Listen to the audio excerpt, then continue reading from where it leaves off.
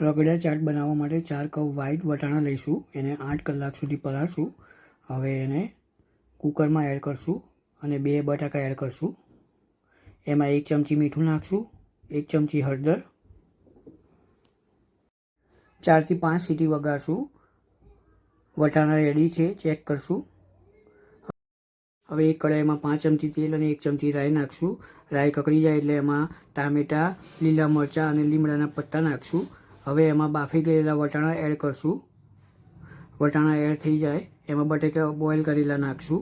બટાકાને આપણે મેશ કરશું એટલે રગડો જાડો થાય એટલા માટે. હવે એમાં 1 ચમચી આપણે અડધી ચમચી કાં તો 1 ચમચી હળદર નાખશું, 1 ચમચી ધાણા જીરું, 2 ચમચી લાલ મરચું, 1 ચમચી આમચૂર પાવડર અને 1 ચમચી ચાટ મસાલો નાખશું.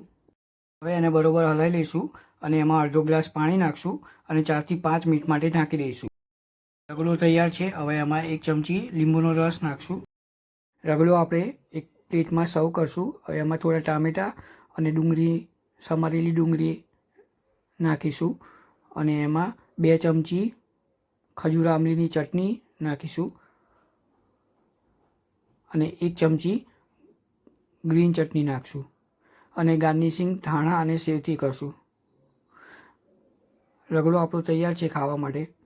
Thank you for watching video.